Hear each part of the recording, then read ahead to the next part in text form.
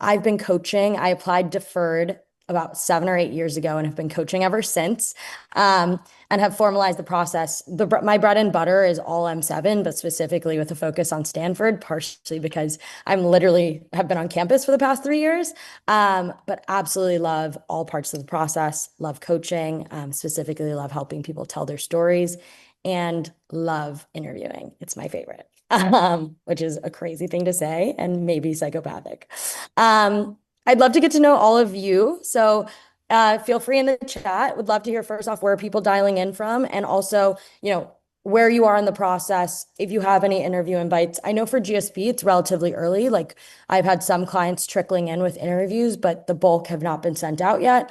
So curious where are people dialing in from and where we are in the process. I am personally dialing in from New York City today, and I normally am in the Bay.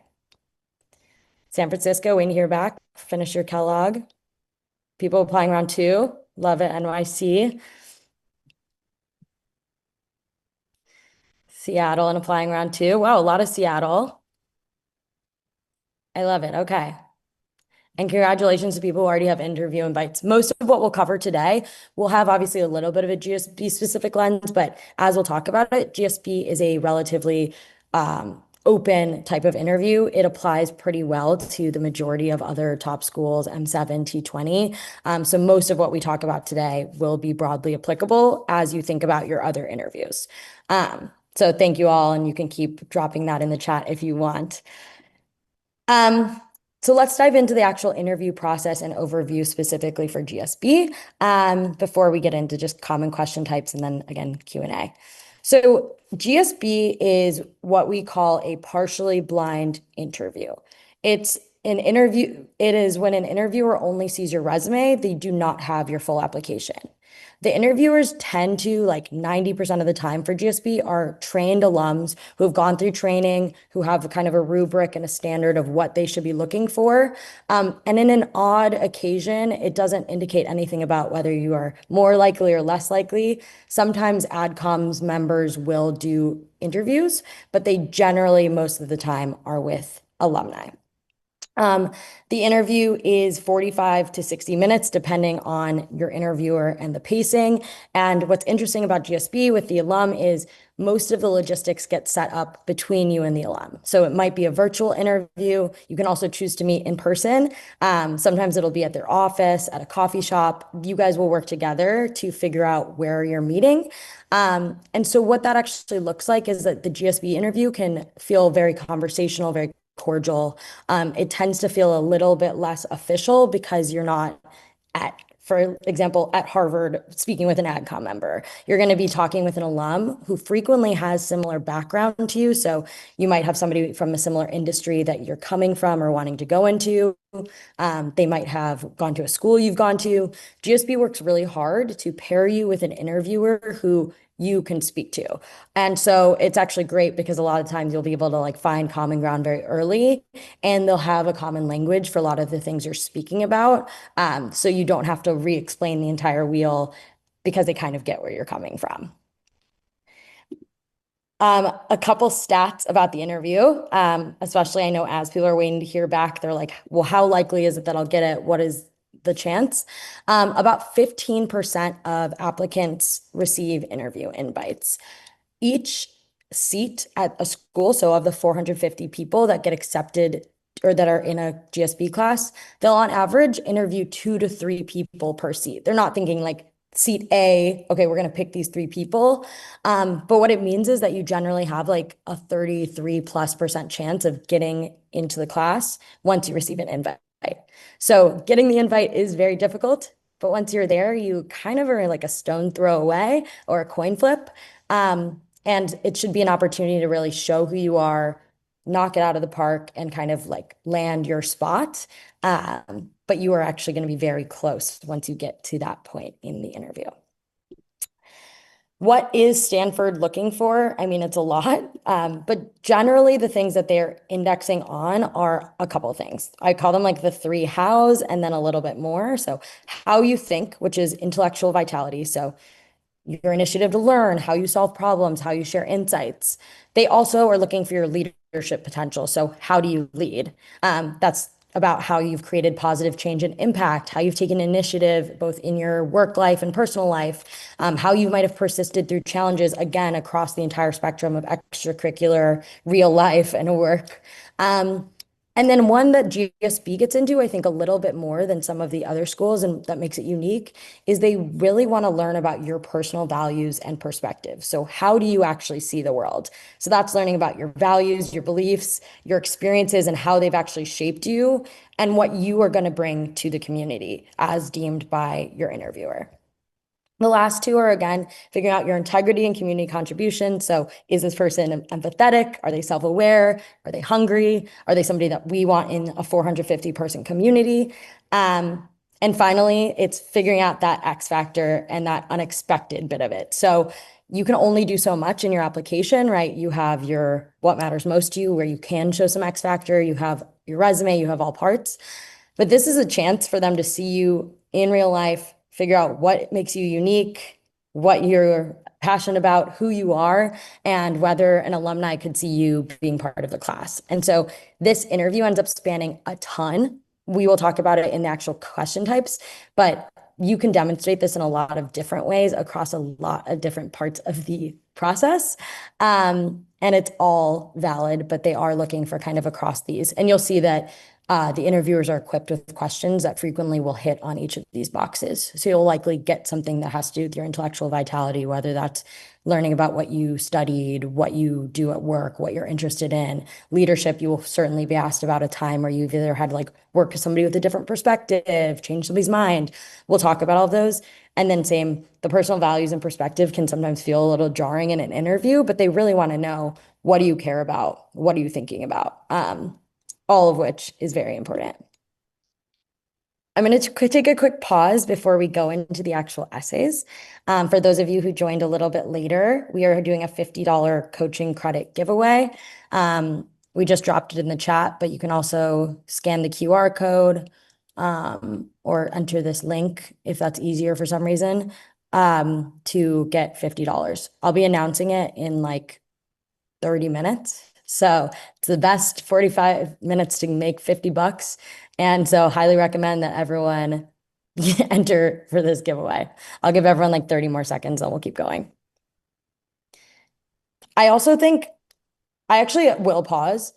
Does anyone have any questions, particularly about the structure of the interview? So like interviewers, time, place, logistics of like when those interviews come out. I know it can be a bit confusing. Dress code, I see one, and then I see somebody who just raised their hand. Dress code is an interesting one. It depends. The norm used to be kind of like business casual, and I think you can never go wrong with like a button down, a collar, dressing well. I would also really look towards who your interviewer is. My rule of thumb is figure out what your interviewer is probably going to be wearing and dress up like one level more than them.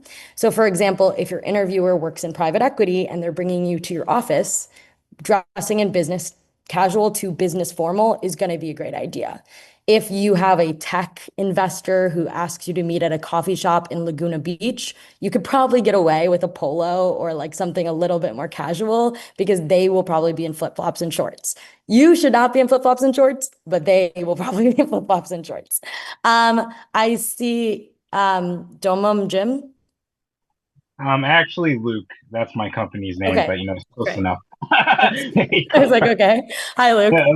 yeah, hey, thank you so much for doing this. So, a couple quick questions. Piggybacking off the dress code, would it be a fail to do suit and tie, whatever or whenever? And then, for instance, I'm a veteran, so but also an entrepreneur. So, would that mean more than likely would I get a veteran or an entrepreneur who would do my?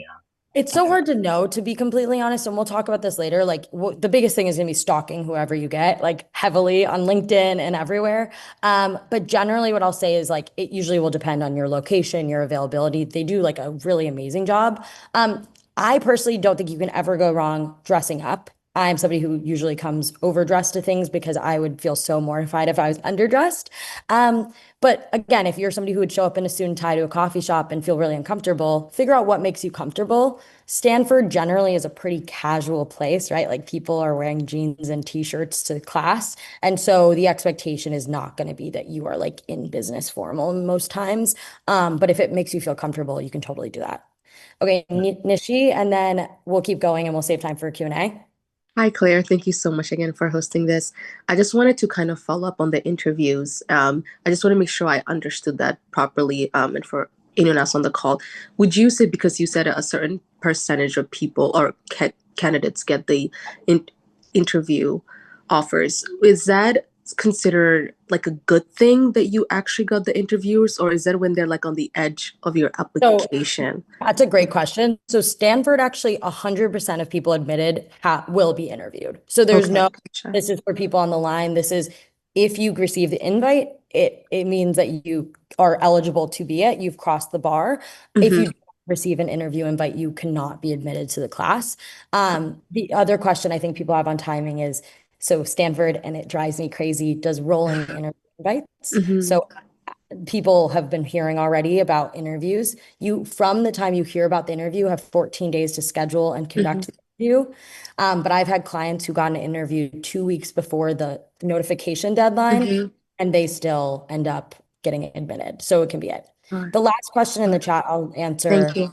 and then we'll keep going, is interviews. GSB does, you get one interview. It is usually with an alum. They're not panel, it's one-on-one. And that's it. So it should feel pretty casual. It should feel, I mean, you should be serious about it, but it won't feel like you're in front of like 8 people proving your case. It's just gonna be one-on-one. Amazing. Thank you guys for the questions. I want to keep us moving along so we have time, but we'll have plenty of Q&A if we keep this pace because I'm firing all cylinders right now. Amazing. So I love when people are on camera because I can see you react to my bad jokes. Thank you so much. So let's talk common questions. Like I said, and I want to preface this, like because GSB is alumni interviewer led, there are so many questions you can get asked, and it is very hard to predict what the questions are going to be. Also, because the interviewers do not have your full application, they are only going off of your resume.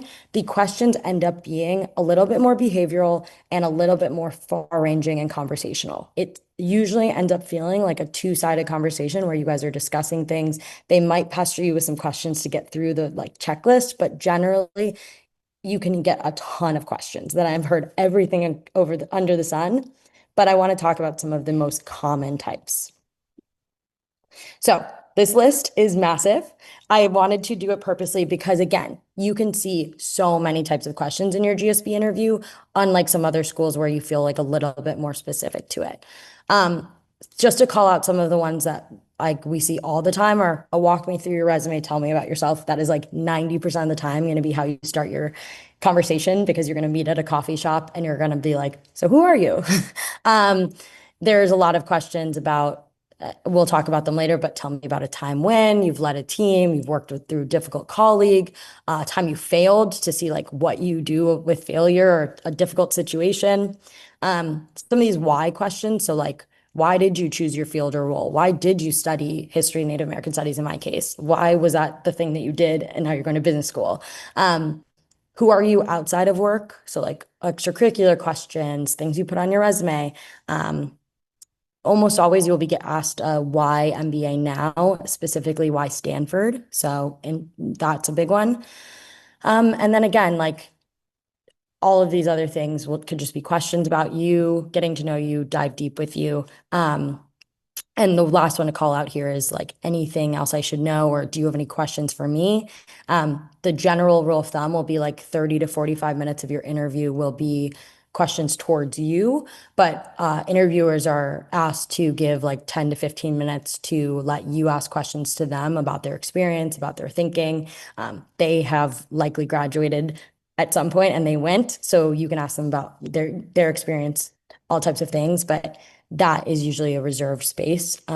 So just know that you will have a chance to ask questions.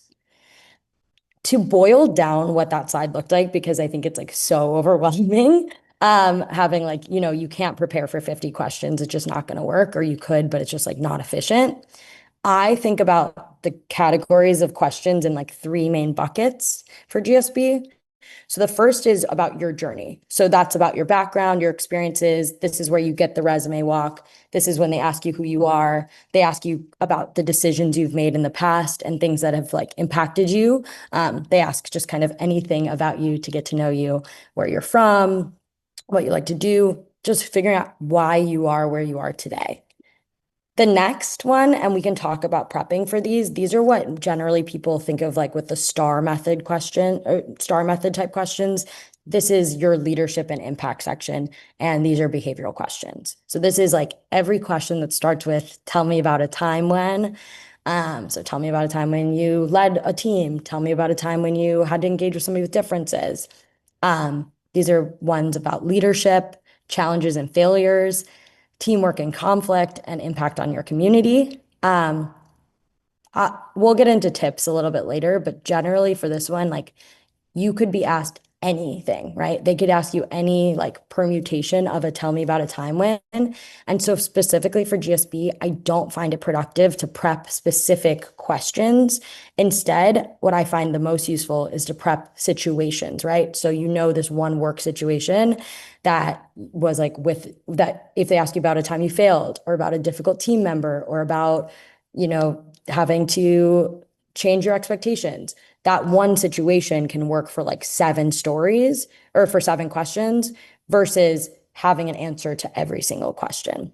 We can talk about that in a bit though.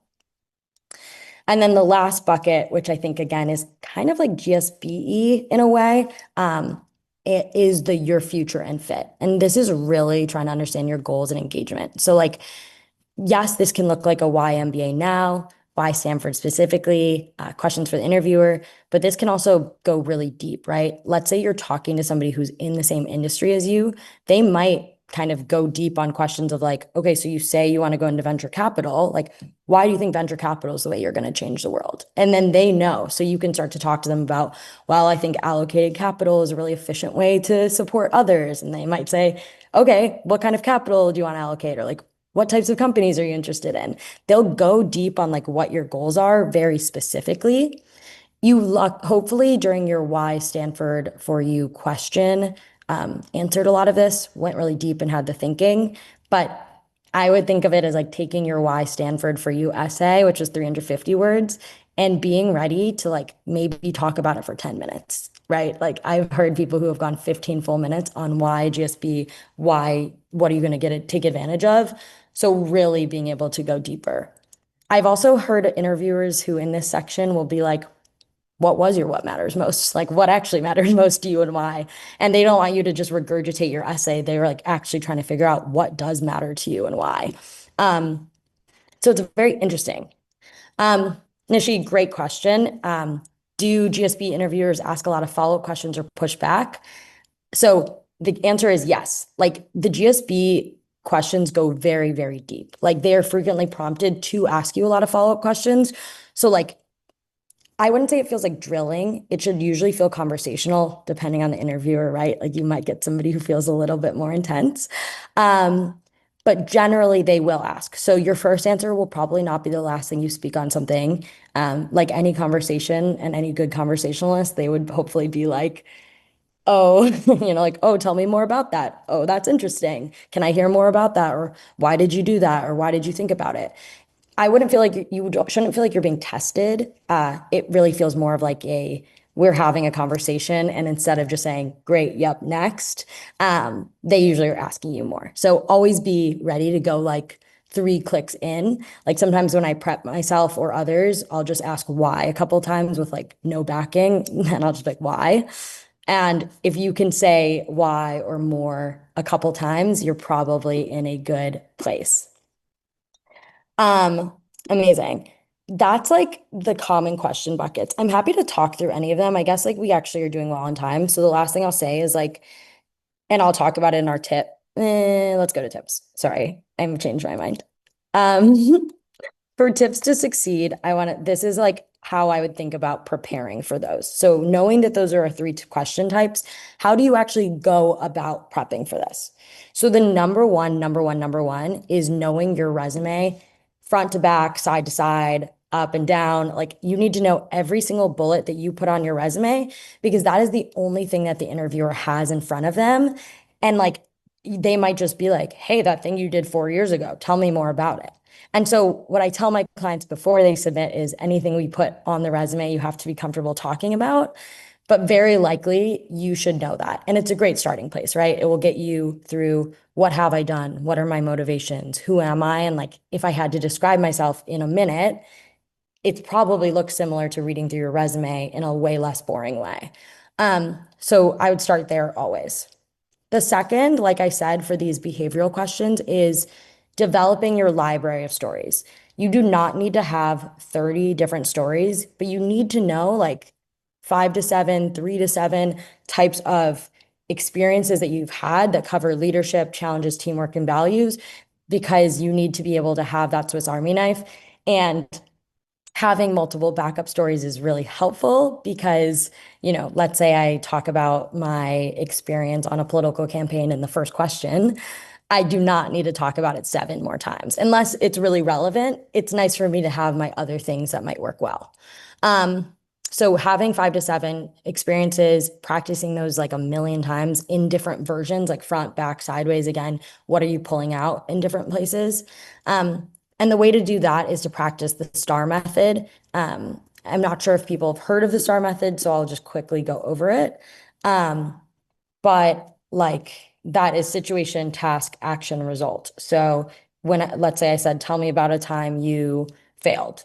You quickly set up the situation. So I was working on a political campaign when I was 18 years old. I probably wouldn't give an example from 10 years ago, but let's say I did. I was working on a political campaign when I was 18 years old. What was the task? I was tasked with finding, managing, and bringing volunteers in every week to hit my goals. The action might have been like, you know, I did this thing and it worked. And then the result is I exceeded expectations, blah, blah, blah, blah, blah. That is like how you can run through any story. There's a backup called Carl that I would recommend everyone take a look at, which is context, action, result, learnings. It's kind of helpful for like the tell me about a time you failed ones when like learning should be front and center, right? Because you like talk about failure and then you say, going forward, I always double check things, or going forward, I have the right team around me. And again, like we said, expect follow-ups. Like they're going to ask you why, they're going to ask you how, they're going to say, what were you thinking about at that moment, and all of those things. The last few things are researching Stanford and your interviewer thoroughly. You know your interviewer in advance, so there should be no reason you have not listened to every podcast that they have ever done, read through their LinkedIn, found out if they have a Twitter. I usually know whether they have like a dog or not by the time I'm in an interview. Like you should know this person. You should not like tell them that you've stalked them, but like it's really helpful. Like I remember my interviewer like really liked some activity that I kind of liked. And I remember when she asked me what I wanted to do, it felt valid at the time, but I was like, oh, I like love tennis. And she was like, I love tennis. And like, I knew she loved tennis. So it was great.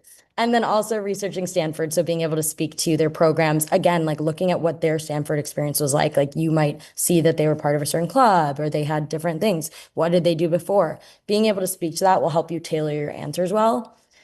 That being said, and I wouldn't say you love tennis if you don't love tennis, because being authentic is like the number one thing. Showing why things matter to you, reflecting deeply. Like when they ask about a failure, talk about a failure, not like a oopsie, right? Be open to discussing your values and saying things that actually matter to you. Stanford is not a place where they're looking for a bunch of perfect robots. They are looking for 450 people who each bring something individually to the table. And as a result, it is super, super important that you bring yourself. If it makes anyone feel better, I always tell people I have cried in like the past 5 of 5 interviews for things I've gotten because I'm just a very emotional person. And they've still taken me because it's authentic to who I am. I wouldn't recommend crying, but like that's who I am. When you ask me about something I care about, I just cry. And so like that is like totally valid, and just know who you are and like what your brand is and be who you want to be.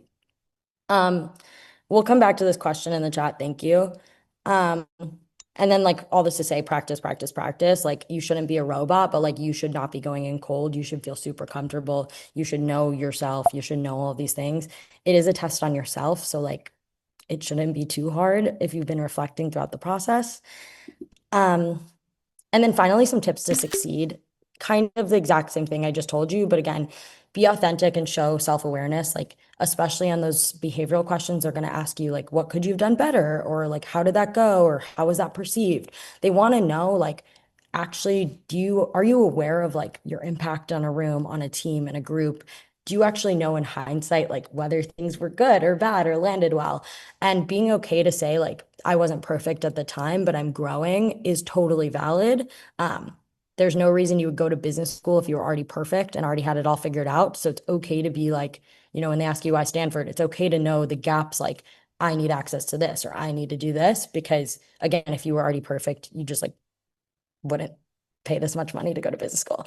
And then demonstrating depth, again, you're going to get probed, really knowing follow-up, knowing the specifics. If you're going to lob like anything, you need to be able to back it up with how many people, what was your role, why was that decision made? It's not the time to embellish. It's not the time to take other people's stories. This is like your stories. Show your X factor, like again, what makes you unexpected, unique.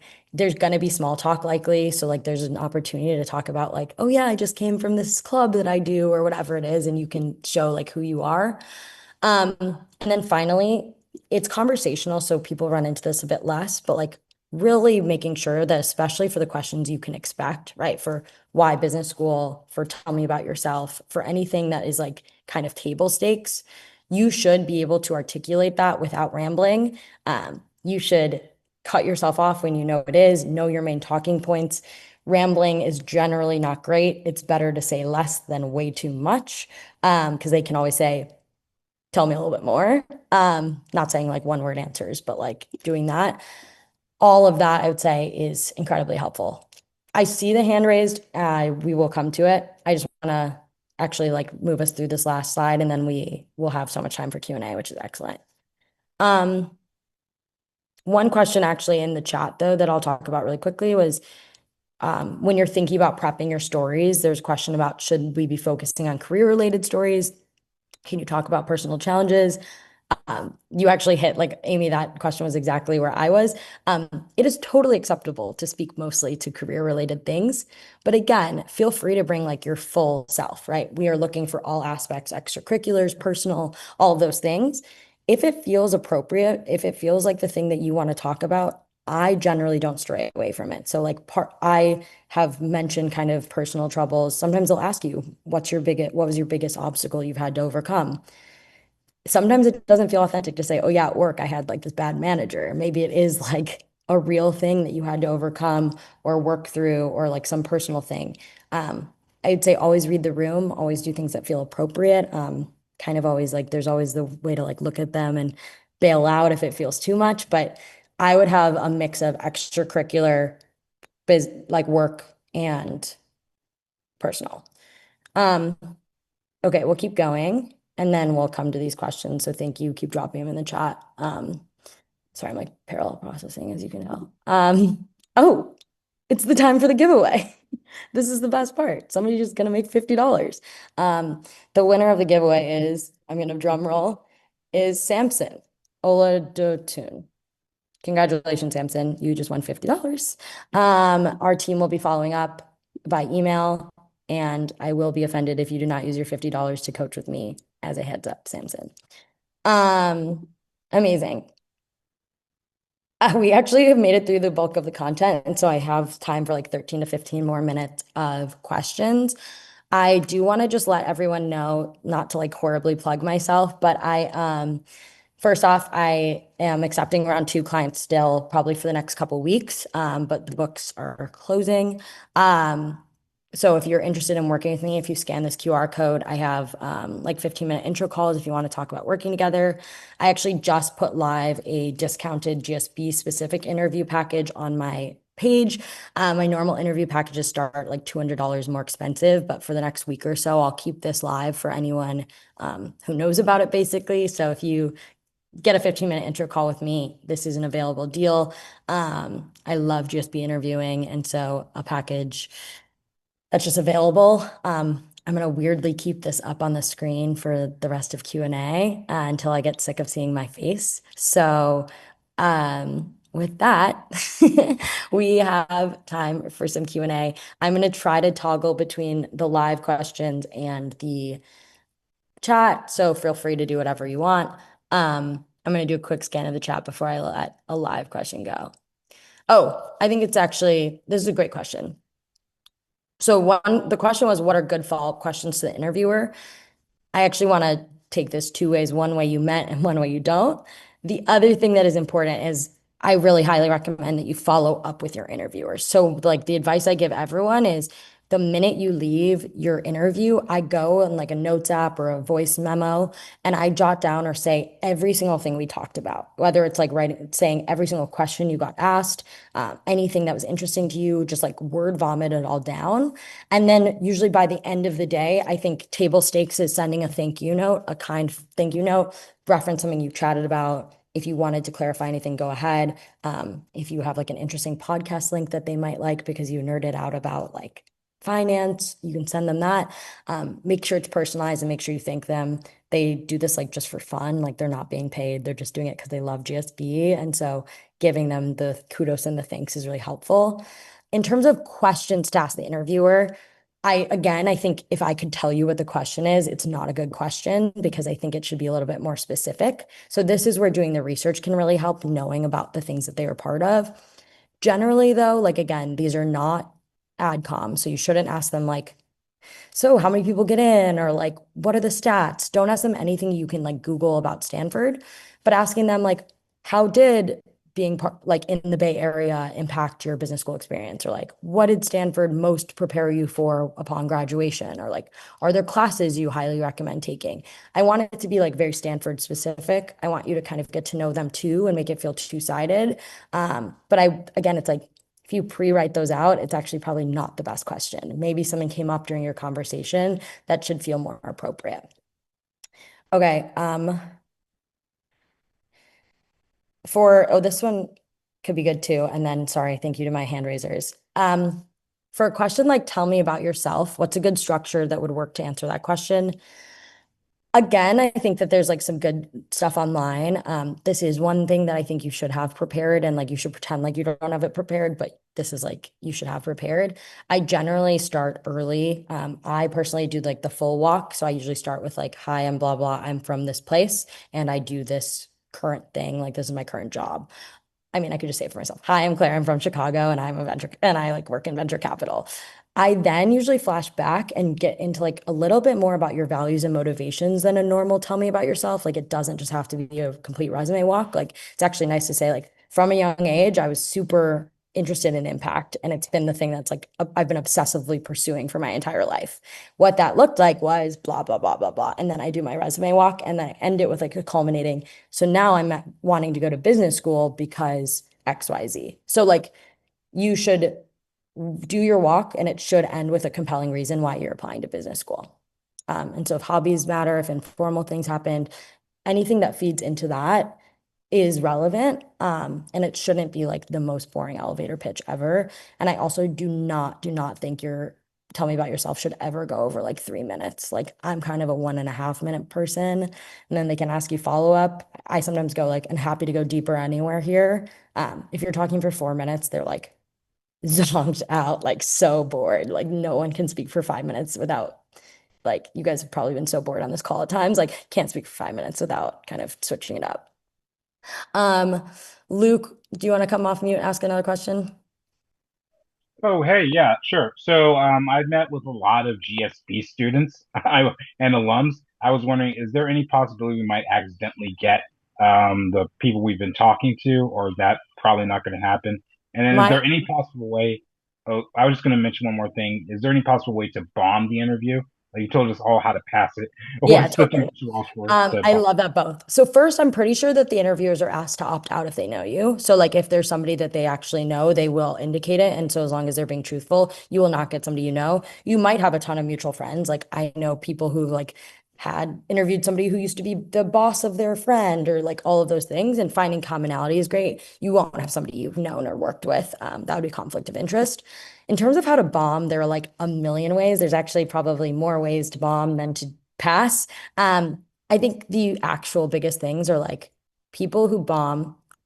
Number one is being rude, dismissive, like cold, and like, if you were formal, that's fine, but especially like just like being a good human, being a real person, being nice to your interviewer, doing those things. Like I think surprisingly, some people take it very adversarially, and like those people are not going to get through.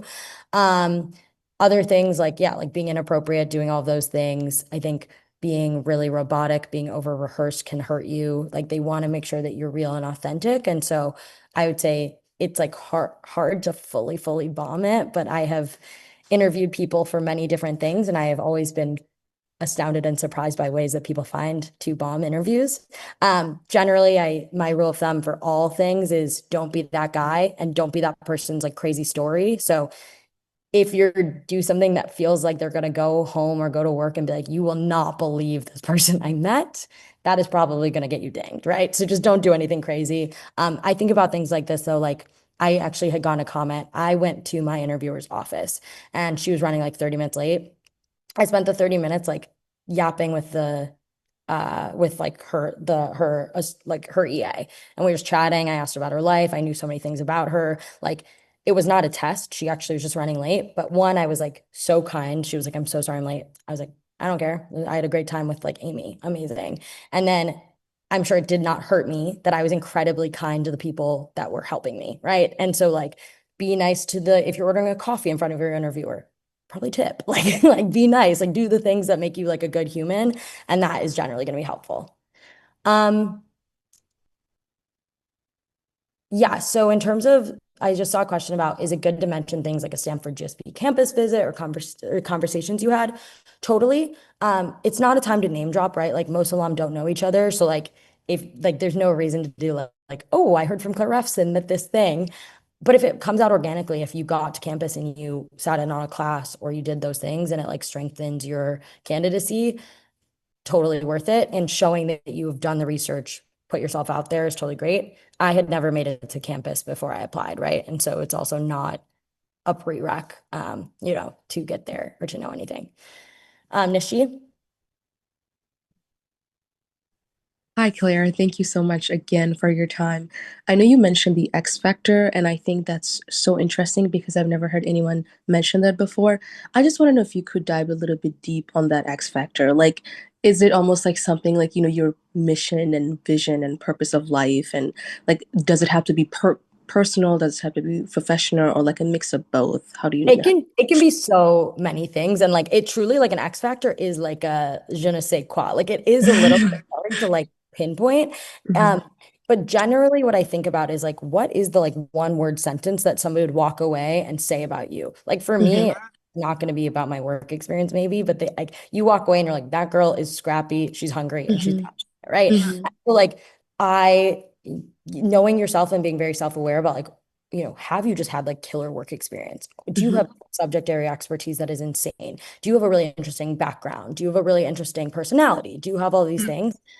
It is the thing that makes you most you. mhm, It might be a little late if you have already applied, but like this is something I talk a lot with my clients. Some of them mhm. are online, also hi guys. Know that like it is like what are those words that they're going to describe you as? Like who are you? Where do you fit into the class? Like every single person is very different. Again, GSB, because there's only 450 people, everyone is pretty unique. Mhm.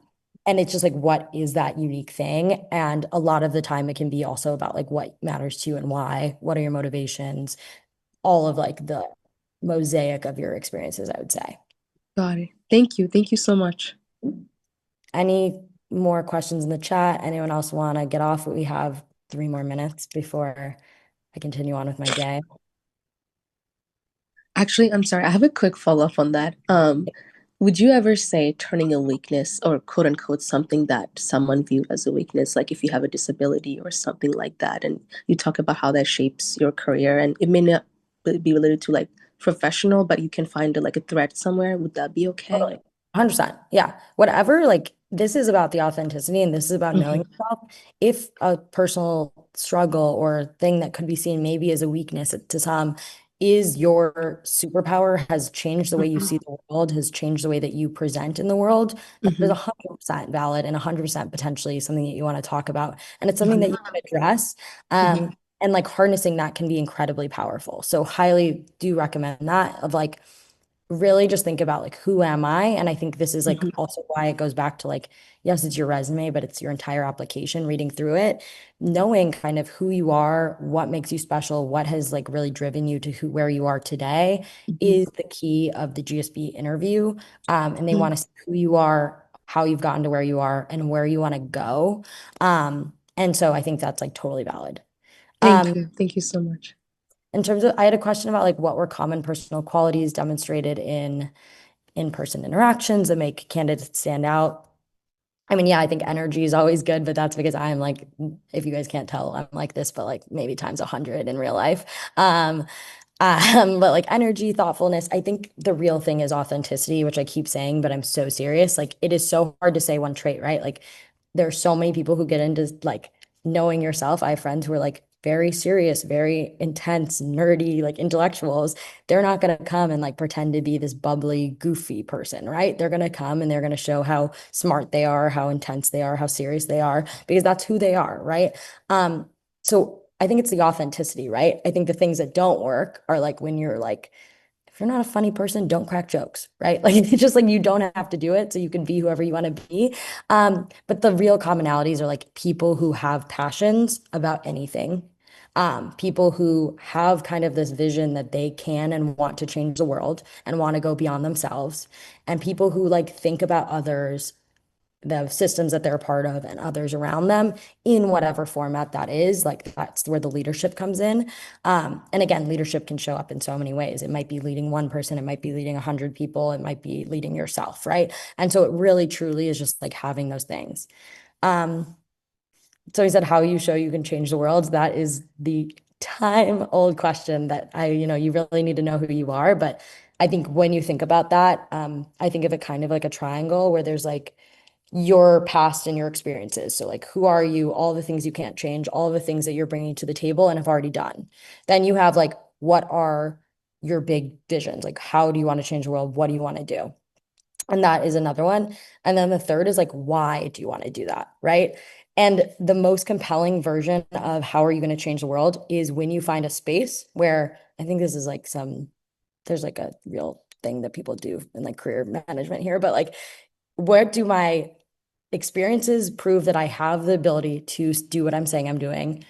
What do I want to do? And why does it make sense that I personally want to do it? Like in VC, we call it like founder market fit or like product market fit, but it's like, why are you specifically interested in that thing? And why are you uniquely qualified to do that thing? And it's okay if you don't have the full thing yet. Like that's also why you go to business school. So if you have like 5 out of 10 of like 8 out of 10 of the reasons already done, but you need these two more like puzzle pieces, that's why you go to business school.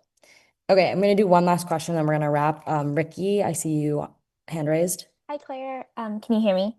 Yes. Awesome. I think I saw you at like a GSB panel and you did have 100 times this energy. So thank you for your energy. I wanted to share and ask, um, in those interview questions, when they ask about like what after this and what you're going to use, say I have like the big vision, like say I want to be a CEO, but I don't exactly know like the steps to get there because everyone has like such a unique path. And so like um to like parallel your story, like maybe you knew you wanted to be in venture capital, but maybe your big dream is like having your own fund. And Yeah. so I remember like in the workshops at Stanford, like they would say like, oh, this is like write down your idea, then go like 10x it. So what bits of that do you share in the interview um by like leaving room for that like uncertainty and that like excitement around that because we don't always know how it's going to work out, right? Yeah, so there's two things that come to mind. This is like the perfect segue into a why business school, which is so lame. But like whenever I start to hear that, this is like the time where you can sell Stanford, right? This is where you talk about, I got this big vision, I've got these ideas, I have these like general places that I want to start like indexing, and I've like already identified how Stanford is going to help me. Like maybe you acknowledge, I know where point Z like Z is and I have point B, but I like need a little help in the middle. And that's why I want to take this class. That's why I want to be surrounded by people who have done it. That's why I want to learn from alum. Like you can find those like uncertainty and make it the like exciting gray space that Stanford is going to help you move through.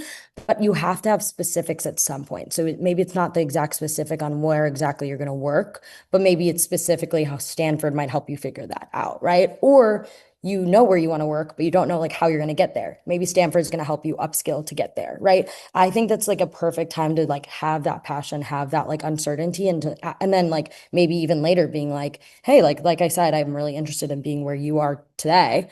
What did Stanford specifically do to get you there? And like those are questions that they're gonna be like, well, actually, I took touchy-feely and I learned that people have emotions, and like it's gonna be something like that.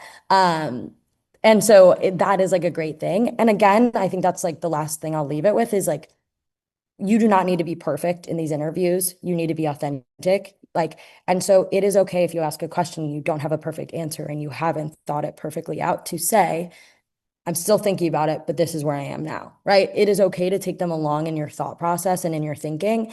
It is a conversation. And so it doesn't have to be perfect, but you need to be able to articulate what you're thinking about and how you're thinking about it because they are looking for how your brain works, how you think about things, and like how you view the world. And so when things come up and maybe you don't have the perfect answer or you aren't 100% sure, it is a conversation. It is okay to say, here's what I know, here's what I'm still working on. Like any thoughts? Like you don't have to have it all perfect. And I think just taking some pressure off in these interviews and knowing that this is another person who was in your shoes maybe 10 years, 5 years before, who also wanted this as badly as you and all of these things. And like I think my last advice will be like, I'm very big on like, I love interviews. Like I'm obsessed. It's so like weird. But like I have a crazy ritual before. I have a playlist that I've listened to before every single thing since freshman year of college that I've interviewed for. And the day of an interview, I am pumping it up. I'm playing it. I'm like practicing the questions I know I'm gonna nail. I'm like doing the things that make me happy. I'm like reflecting and being who I am and like surrounding myself with people who make me feel energized and happy and like confident in myself. And that can be some of the prep, right? Like if you made it this far, Stanford thinks you are qualified to go to there. Now is your chance to just show how awesome you are and how amazing you are. They already think you're like exceptional. You are already in that like percentage of the percentage of the percentage. And so now is the time to just really like be aware of how much work you've put in. Think about those things. You don't have to start from scratch. You just have to keep moving forward. And like you might get a great mentor or a friend out of it. Like I still talk to my interviewer 8 years later, which is crazy. And so like think of it as like a real conversation, a real opportunity to meet somebody awesome and also to just like show all of the work you've done and all of the awesome things you've done. Either way, thank you all for being with me. I know we're a little over time, but I had so much fun. Thank you all to the questions in the chat. Everyone who's on video, it was really nice to see your faces. Again, I'm always available. Round two, I'm also doing interview prep from now. I'm all-time coaching all the time, as my clients around the call know. But yeah, it was so great to meet you all. I'm here if you ever need anything. There's a lot more of these coming up. There's going to be a Harvard one, a Wharton one, all of those things. But yeah, it was so amazing. Thank you all.